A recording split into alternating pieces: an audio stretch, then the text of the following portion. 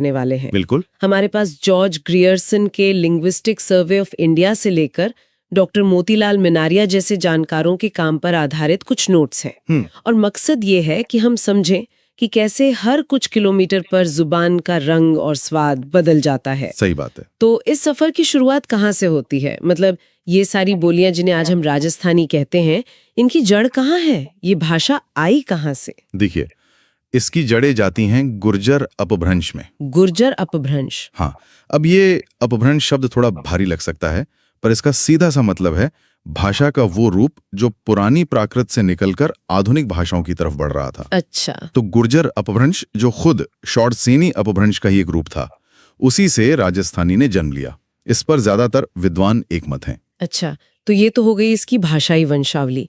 लेकिन क्या हमें इतिहास में कहीं इसका लिखित जिक्र भी मिलता है? सबसे पुराना सबूत हमारे नोट्स में कुवलयमाला ग्रंथ को मोस्ट रिपीटेड मार्क किया गया है। बिल्कुल सही जगह पहुंची आप। 778 ईस्वी में, मतलब आज से लगभग 1250 साल पहले, उद्योतन सूरी ने कुवलयमाला ग्रंथ लिखा। 778 ईस्वी में? जी, उसमें उन्होंने उस समय की 18 देसी भाषाओं की एक लिस्ट दी है, और उसी लिस्ट में एक नाम आता है मरुवाणी। हाँ बिल्कुल, मरुवाणी। यही राजस्थानी भाषा का सबसे पुराना साहित्यिक नाम है। कमाल है, मरुवाणी से राजस्थानी तक का सफर। लेकिन राजस्थानी शब्द तो बहुत नया लगता है। अगर भाषा इतनी पुरानी है तो ये नाम इतना बाद में क्यों आया? ये बहुत दिलचस्प सवाल है।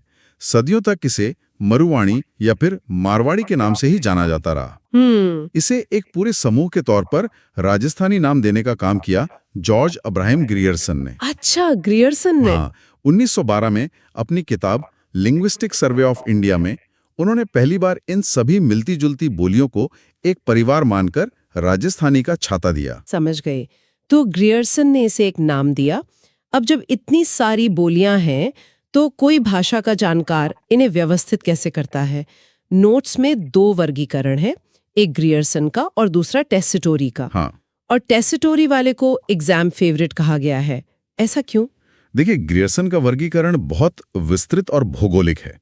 उन्होंने पूरे राजस्थान को 5 हिस्सों में बांट दिया: पश्चिमी, उत्तर पूर्वी, मध्य पूर्वी, दक्षिण पूर्वी और दक्षिणी। बिल्कुल नक्शे के हिसाब से। जी। लेकिन टेसिटोरी का वर्गीकरण भाषा की आत्मा को पकड़ता है, यानी उसके साहित्य को। भाषा की आत्मा, ये सुनने में अच्छा लगा। कैसे? टेसिटोरी ने सिर्फ 2 हिस्से किए। एक पश्चिमी राजस्थानी, जिसमें मारवाड़ी और उसकी उपबोलियां हैं। ठीक है। और इसकी साहित्यिक शैली है डिंगल। डिंगल। और दूसरा पूर्वी राजस्थानी, जिसमें ढूंढाड़ी जैसी बोलियां हैं, और इसकी साहित्यिक शैली है पिंगल। डिंगल और पिंगल। हाँ, ये वर्गीकरण इसलिए इतना महत्वपूर्ण है क्योंकि ये सीधे सीधे राजस्थान की 2 महान साहित्यिक परंपराओं से जुड़ जाता है। एक तरफ डिंगल का वीर रस, तो दूसरी तरफ पिंगल का श्रृंगार। ठीक है, तो अब इस नक्शे पर कुछ जगहों को करीब से देखते हैं। शुरुआत मारवाड़ी से करते हैं, जिसे राजस्थान की मानक बोली भी कहा गया है। ये मानक या स्टैंडर्ड का टैग क्यों? मानक बोली का मतलब है वो रूप जो सबसे बड़े इलाके में बोला जाता हो और जिसमें सबसे ज्यादा साहित्य लिखा गया हो। अच्छा। और मारवाड़ी जोधपुर, बीकानेर, जैसलमेर, पाली, नागौर, मतलब राजस्थान के एक बहुत बड़े हिस्से की जुबान है। और साहित्य की बात करें तो मीराबाई के पद हों या पृथ्वीराज राठौड़ की वेली, कृष्ण, रुक्मणीरी, ये सब अमर रचनाएं मारवाड़ी की ही देन है। मारवाड़ी के ठीक दक्षिण में मेवाड़ का इलाका है, वहां की बोली है मेवाड़ी। क्या वो मारवाड़ी से बहुत अलग है? भाषा के तौर पर तो काफी करीब है, लेकिन पहचान अलग है। जैसे मेवाड़ी में ए और औ की ध्वनियों का इस्तेमाल थोड़ा ज्यादा होता है। अच्छा। पर इसकी असली अहमियत ऐतिहासिक है। महाराणा कुंभा ने जो नाटक लिखे या चित्तौड़ के कीर्ति स्तंभ पर जो प्रशस्ति है, उसमें मेवाड़ी का प्रयोग हुआ है। ये बोली मेवाड़ के इतिहास की साहित्यिक गवाह है। अब अगर अरावली के पार पूरब की तरफ चलें तो जयपुर का इलाका आता है और वहां की बोली है ढूंढाड़ी। सुना है इसकी एक बड़ी सरल सी पहचान है? हाँ बिल्कुल, है या था की जगह छे या छो शब्द का इस्तेमाल। छे? हाँ, ये सुनते ही पता चल जाता है कि आप ढूंढाड़ क्षेत्र में हैं। और साहित्यिक तौर पर इसका महत्व संत दादू दयाल और उनके शिष्यों की वजह से है। अच्छा, दादू दयाल जी। जी, उनका सारा साहित्य इसी बोली में है। और कोटा बूंदी का हाड़ौती क्षेत्र, नोट्स कहते हैं कि हाड़ौती को ढूंढाड़ी की ही उपबोली माना जाता है। हाँ, व्याकरण के हिसाब से ये दोनों बहुत मिलती जुलती हैं, लेकिन हाड़ौती का लहजा और उच्चारण थोड़ा अलग है। कुछ लोग इसे थोड़ा कठिन भी मानते हैं। कठिन किस लिहाज से? इसमें बोलने का प्रवाह थोड़ा तेज है और कुछ शब्दों का उच्चारण ज्यादा जोर देकर किया जाता है, जो इसे एक अलग कठोरता देता है। और इसी मिट्टी से वीर रस के महान कवि सूर्यमल मिश्रण निकले। उनकी रचना वंश भास्कर में आपको हाड़ौती का यही ओजस्वी रूप मिलेगा। तो अगर हम नक्शे पर और उत्तर पूर्व की तरफ चलें, जहां राजस्थान की सीमा हरियाणा और यूपी से लगती है, तो वहां की बोली मेवाती बिल्कुल अलग किरदार निभाती है। हाँ, मेवाती। नोट्स में इसे एक ब्रिज या सेतु कहा गया है। ये एकदम सटीक शब्द है। मेवाती भौगोलिक और भाषाई दोनों तरह से एक पुल है। कैसे?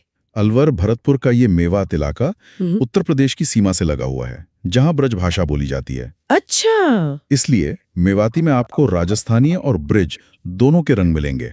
वाह। ये दो संस्कृतियों का संगम है।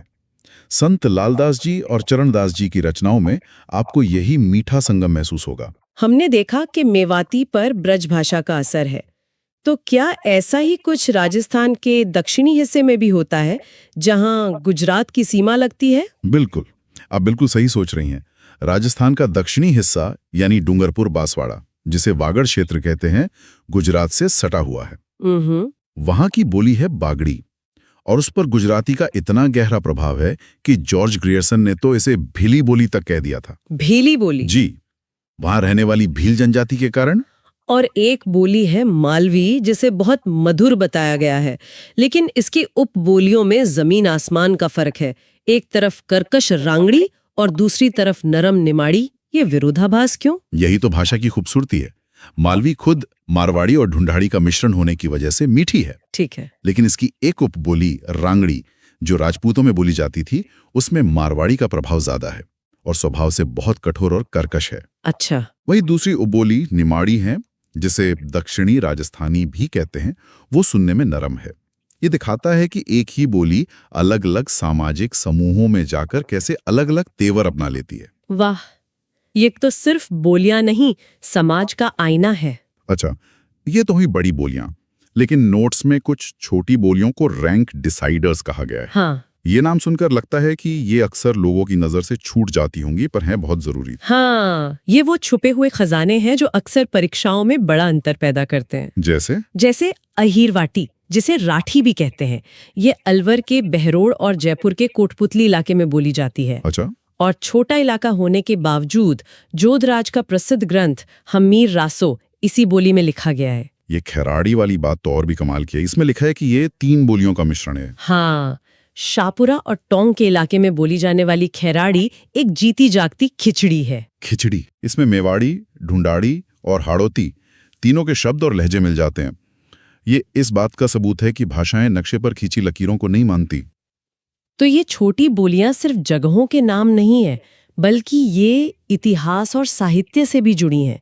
जैसे बीसलदेव रासो का जिक्र गोड़वाड़ी के साथ आता है। बिल्कुल, जालौर और पाली के गोड़वाड़ इलाके की बोली है गोड़वाड़ी, और नरपति नाल की ये अमर प्रेम कथा इसी बोली में कही गई है।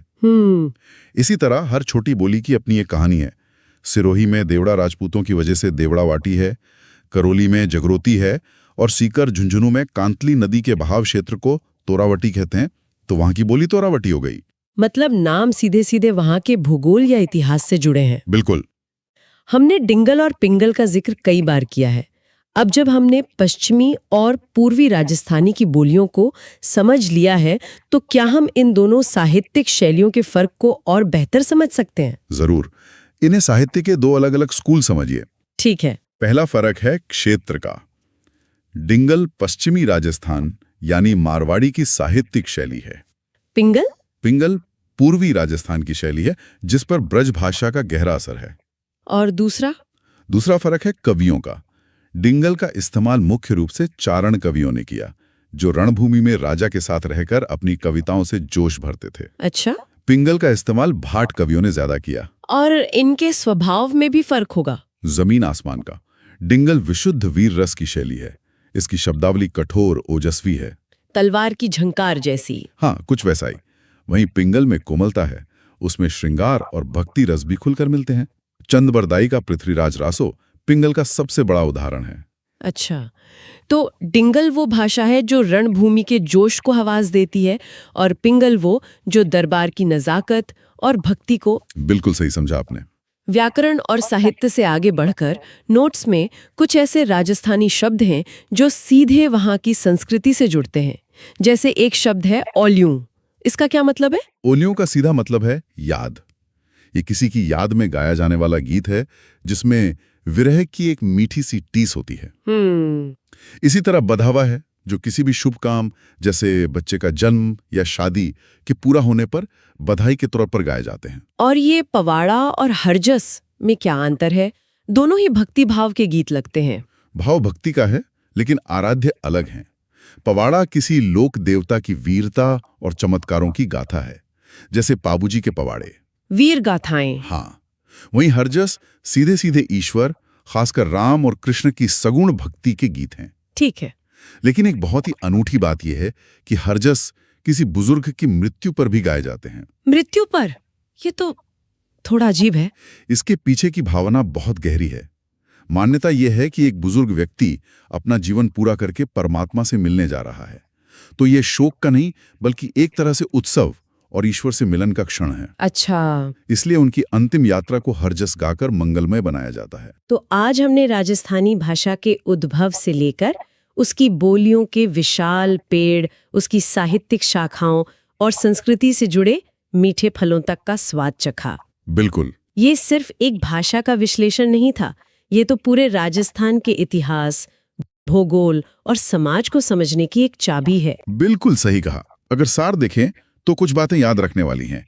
गुर्जर अपभ्रंश से उत्पत्ति, ग्रियर्सन का दिया राजस्थानी नाम, और टेसेटोरी का साहित्यिक वर्गीकरण जो डिंगल और पिंगल के इर्द गिर्द घूमता है। और सबसे बड़ी बात ये कि हर बोली अपनी जमीन से कैसे जुड़ी है। सही। इस पूरी चर्चा से एक सवाल मेरे मन में आता है, जिसे हम अपने श्रोताओं के लिए छोड़ सकते हैं। बताइए। हमने पढ़ा कि गंगानगर में पंजाबी का असर है, बागड़ी पर गुजराती का। ये सब सदियों में हुआ, लेकिन आज के दौर में जब मोबाइल, इंटरनेट और प्रवासन ने दूरियां मिटा दी हैं, तब इन बोलियों की सीमाएं कितनी तेजी से बदल रही होंगी। ये सोचने वाली बात है। या भविष्य में हमें खैराड़ी की तरह शहरों में कई और नई खिचड़ी बोलियां सुनने को मिलेंगी, जो शायद किसी एक इलाके की नहीं बल्कि हम सबकी मिलीजुली कहानी कहेंगे।